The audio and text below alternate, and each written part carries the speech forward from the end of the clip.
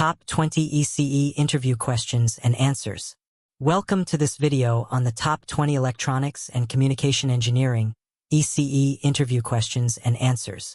Whether you're a fresher preparing for your first job or a professional brushing up on core concepts, this guide covers essential topics that frequently appear in ECE interviews.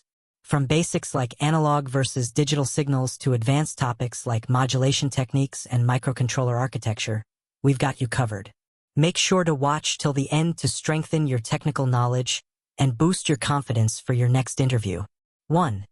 What is the difference between analog and digital signals? Analog signals are continuous in time and amplitude, meaning they can take any value in a range. They represent real-world phenomena such as sound, temperature, and light intensity. Digital signals, on the other hand, are discrete in both time and amplitude, usually represented by binary values, zeros and ones. Analog signals are susceptible to noise and distortion, while digital signals are more robust and easier to process, store, and transmit over long distances. Digital systems offer higher accuracy and can be encrypted for security. Analog signals are used in radio, audio systems, and older telephony, whereas digital signals dominate in computers, digital communication, and modern electronic devices. 2. Explain the working principle of a diode. A diode is a two-terminal semiconductor device that allows current to flow in one direction only. It consists of a p-type and an n-type semiconductor joined together, forming a p-n junction. When forward biased, positive voltage on the p side, the depletion layer narrows, allowing current to flow easily. When reverse biased, the depletion region widens, and current flow is blocked except for a minimal leakage. This unidirectional behavior makes diodes useful in rectification, converting AC to DC. Special types of diodes like Zener diodes can operate in reverse breakdown to provide voltage regulation. Light-emitting diodes, LEDs, emit light when forward biased, making diodes versatile components in electronics. 3. What is modulation? Why is it necessary in communication systems? Modulation is the process of altering a carrier signal's properties, amplitude, frequency, or phase, based on the information signal. It is essential in communication systems to enable the transmission of data over long distances efficiently.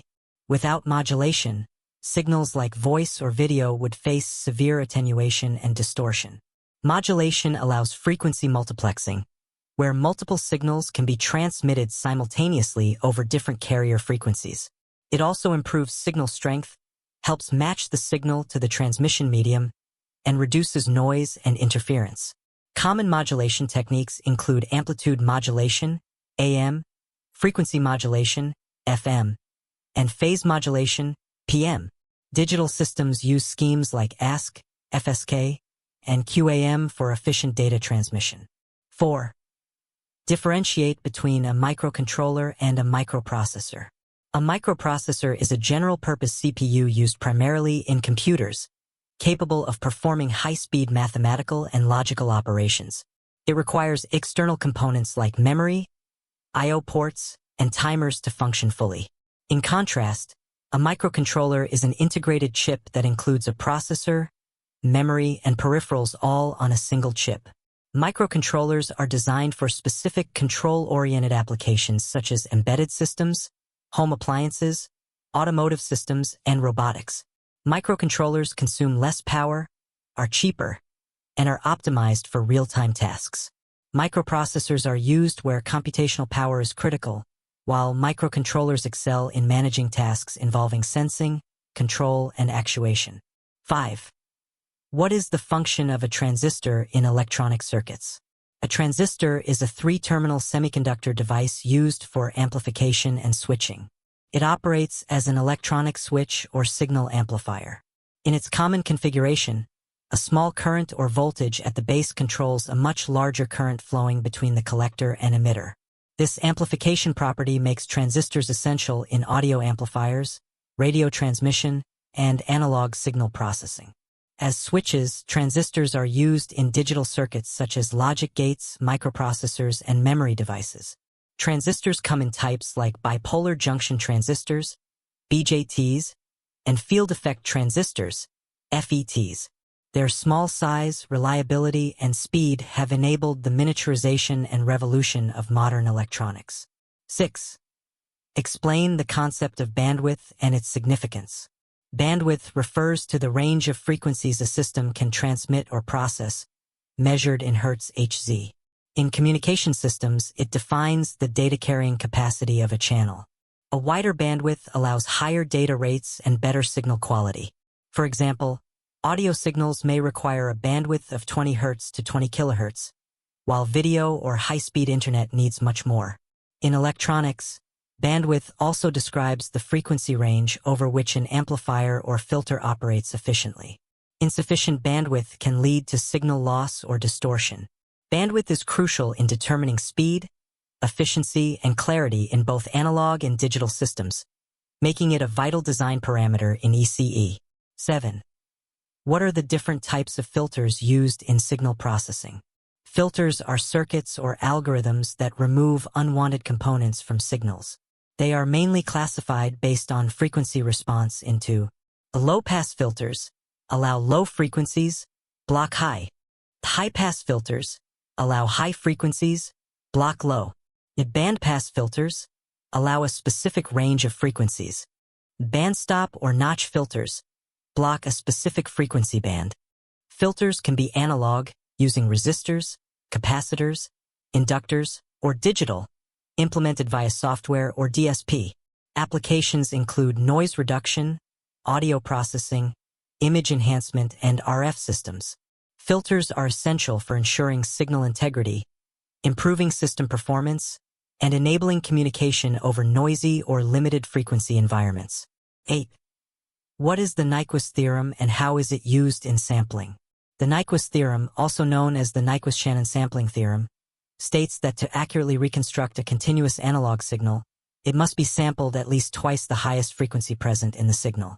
This minimum rate is called the Nyquist rate. For example, a 10 kHz signal must be sampled at 20 kHz or more. Sampling below this rate leads to aliasing, where different signals become indistinguishable after sampling. The theorem is fundamental in digital signal processing and communication systems, ensuring faithful conversion of analog signals into digital form for storage, analysis, or transmission. Anti-aliasing filters are often used before sampling to limit bandwidth. 9. How does an operational amplifier op-amp work? An operational amplifier, op-amp, is a high-gain voltage amplifier with differential inputs and a single-ended output.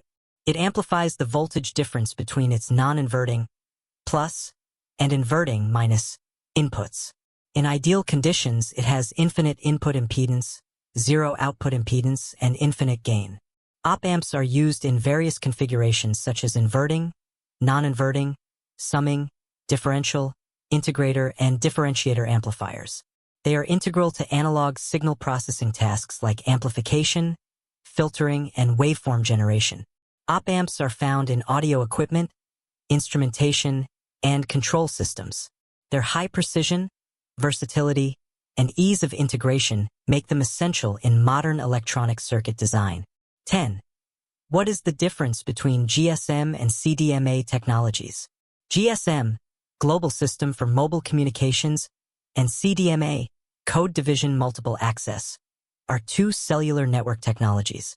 GSM uses Time Division Multiple Access, TDMA, where each user gets a specific time slot on a shared frequency.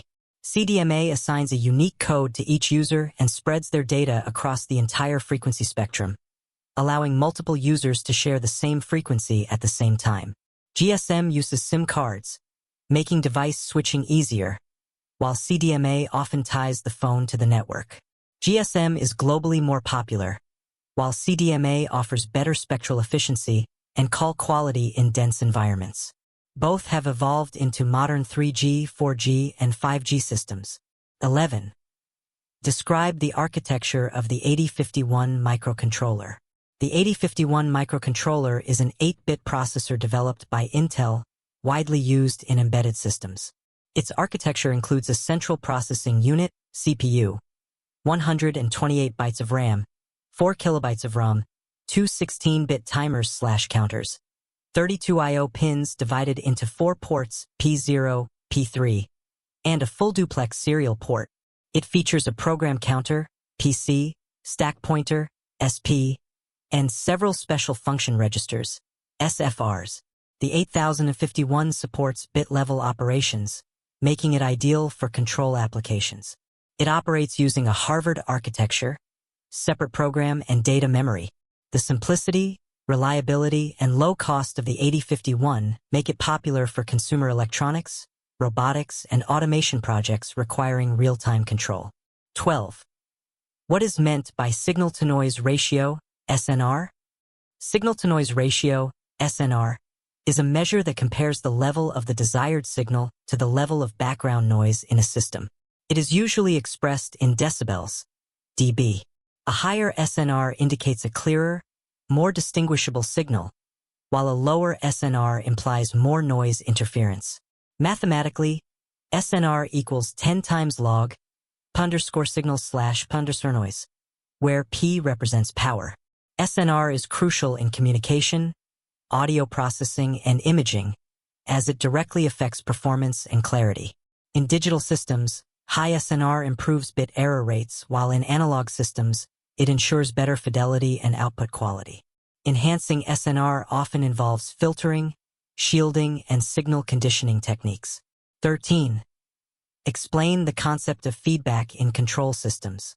Feedback in control systems refers to the process where a portion of the output signal is fed back to the input to influence the system's behavior. It is used to maintain stability, improve accuracy, and reduce error. There are two types of feedback: negative and positive. Negative feedback reduces the error between the desired and actual output, making the system more stable and responsive. Positive feedback increases the output but may lead to instability if not controlled. Feedback is widely used in amplifiers, motor controllers, temperature systems, and automation. It plays a critical role in regulating systems in real time and is essential in closed-loop control designs. 14. What are the different types of modulation techniques? Modulation techniques are categorized into analog and digital types. Analog modulation includes amplitude modulation. AM varies the amplitude of the carrier. A frequency modulation. FM varies the carrier frequency. Phase modulation. PM alters the phase of the carrier. Digital modulation techniques include ASK, amplitude shift keying; FSK, frequency shift keying; PSK, phase shift keying; QAM, quadrature amplitude modulation. These techniques enable efficient data transmission over communication channels.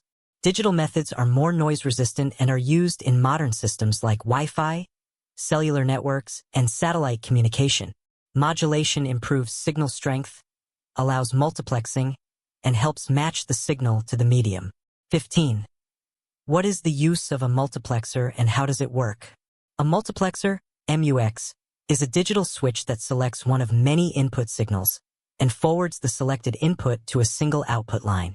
It is controlled by select lines that determine which input gets passed through. For example, a 4-to-1 multiplexer has 4 inputs, 2 select lines, and 1 output. Multiplexers are used to optimize resource usage by reducing the number of data paths and minimizing hardware requirements. They are essential in communication systems, data routing, and digital logic circuits. In analog systems, analog multiplexers route signals like audio or sensor data. MUXs play a crucial role in efficient data handling, saving power, space, and cost. 16.